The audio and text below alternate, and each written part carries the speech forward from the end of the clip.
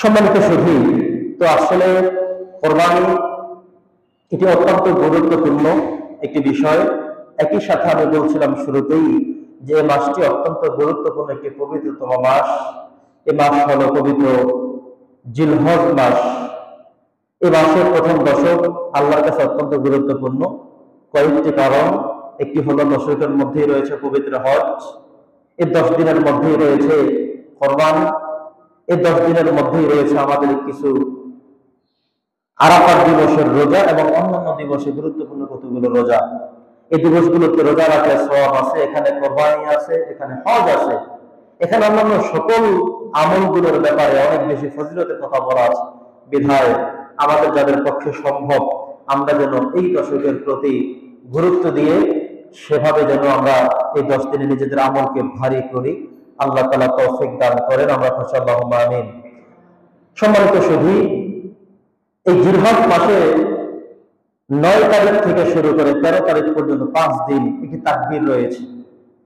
তাকবীরটি হলো, যেহেতু আমরা এখানে অসংখ্য অগণিত পশু কোরবানি করব, একদিন আগ থেকে আমরা পড়া শুরু করব যে আমাদের পক্ষ থেকে যে পশুগুলো জবাই করা হচ্ছে, কোরবানি দেওয়া হচ্ছে, উৎসর্গ করা হচ্ছে, এগুলো যেন আল্লাহ তাআলা কবুল করে নেন।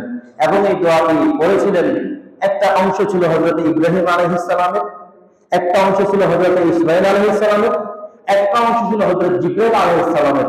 তিনজনে তিনটা অংশ তারা পাঠ করেছিলেন। হযরত ইব্রাহিম আলাইহিস সালাম যখন আল্লাহ তাআলার নির্দেশ ক্রমে ইসমাঈল আলাইহিস সালামকে কোরবান দেওয়ার জন্য, জবাই করার জন্য শরীর নিচে রেখে তিনি যখন জবাই শুরু করলেন, তখন তিনি একটা অংশ পাঠ করলেন, আল্লাহু আকবার, আল্লাহু আকবার।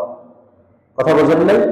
ইসমাঈল আলাইহিস সালাম একটি অংশ পাঠ করেন, লা ইলাহা ইল্লাল্লাহু আল্লাহু আকবার। এরপরে তাদের এই অবস্থান দেখে এবং ইসমাঈল আলাইহিস সালামকে আল্লাহ তাআলা কুদরতি ভাবে তার পাশে যখন দাঁড় করিয়ে দিলেন, তো হযরত জিবরাইল আলাইহিস সালাম তিনি দেখে অবাক এবং আশ্চর্য হয়ে তিনিও বললেন, আল্লাহু আকবার, আল্লাহু আকবার, ওয়ালিল্লাহিল হামদ। সমস্ত শুকরিয়া এবং কৃতজ্ঞতা আল্লাহর জন্য, যিনি সবচেয়ে বড়। সুবহানাল্লাহ। এই তিনটা অংশকে আমাদের জন্য তাকবীরে তাশরীক করা হয়েছে। তো আজকে যেহেতু শুক্রবার 2 তারিখ, আগামী শুক্রবার ফজর থেকে, আগামী জুমাবার ফজর থেকেই আমাদের তাকবীরে তাশরীক পড়া শুরু করতে হবে। তাকবীরটি মনে আছে কিনা আপনারা একটু ঝালাই করে নেন।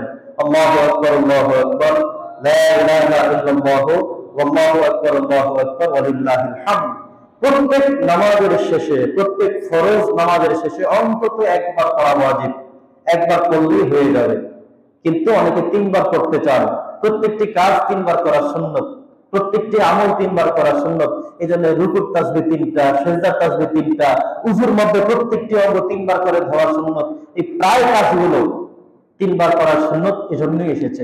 এজন্য কোন মসজিদে কোন ইমাম, কোন খতিব 3 বারের পরামর্শ দিয়ে থাকেন, 3 বারের আমল করে থাকেন। এখানে আমাদের ঝগড়ার কোনো প্রয়োজন নাই।